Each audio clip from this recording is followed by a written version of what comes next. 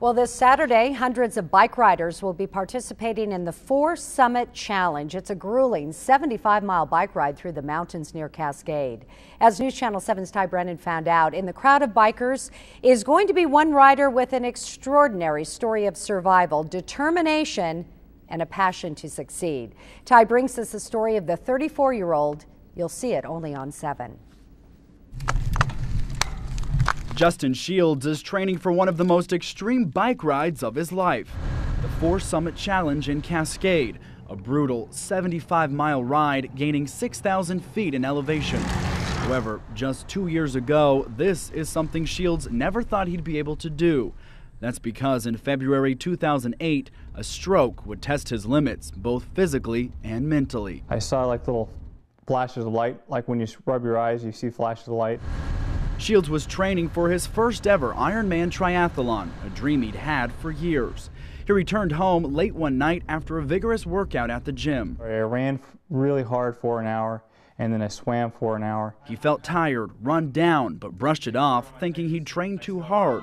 He went to bed, hoping to sleep it off. Throughout the night, I kept on waking up, feeling this really lethargic, heavy side. But I just kept on thinking it was attributed to me sleeping wrong. But in the morning, when he woke up, he was paralyzed on his right side. He fell out of bed and had to crawl to his cell phone. I knew what the phone was, but I didn't know how to operate it. The stroke affected his cognition. He spent the next hour typing out an incoherent text message to his brother. The text that came over made no sense at all. It wasn't even formed words. And he called me up and he said, "Are you okay?" That's when he realized he couldn't even speak. And he goes, "Man, if you need help, hit the phone or something." He hit the phone on the headboard, and his brother rushed over to help. Dr. Mary River is a neurologist at St. Alphonsus Medical Center in Boise, where Sheilds was treated. She says Justin suffered an artery dissection, a rare type of stroke for anyone, especially someone of his age. What happens is the blood is trying to go up the artery so that it can feed oxygen and glucose to that portion of the brain that particular artery supplies. If it can't get up there, then the area of tissue that the artery supplies essentially is starved of oxygen, and then it dies. Sheilds' recovery was long. A week in the ICU, a month-long recovery in the hospital, and countless exhaustive hours of speech, physical, and occupational therapy over the past 2 years. He had to learn to do everything over again, from walking to talking. I didn't want to live without the use of my body, so it was a really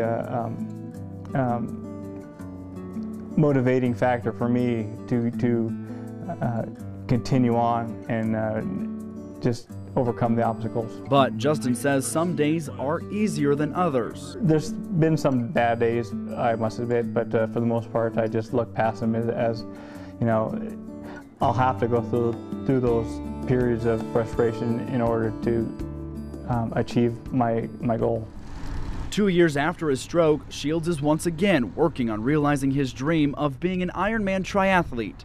Although he can't run yet, he's back on his bike, only this time he's joined by his brother Paul, who started riding with him after the stroke. It was difficult to see him laying in bed and trying to explain or not explain or speak about what was going on, but I always knew he would make it. I knew he'd be he'd make it to the top, no problem. And to the top is where they're headed.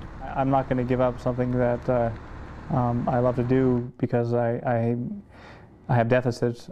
I may not do them as well as I have before, but I'll do them. In Boise, Ty Brennan, Idaho's News, Channel 7. What a comeback there. Justin tells us he is determined to participate one way or another in an Ironman triathlon. Now, in his spare time, he also volunteers his time speaking to stroke patients in recovery around the Treasure Valley. Right now on KTVB.com, we have a link to the St. Alphonsus website with information about strokes and also the warning signs.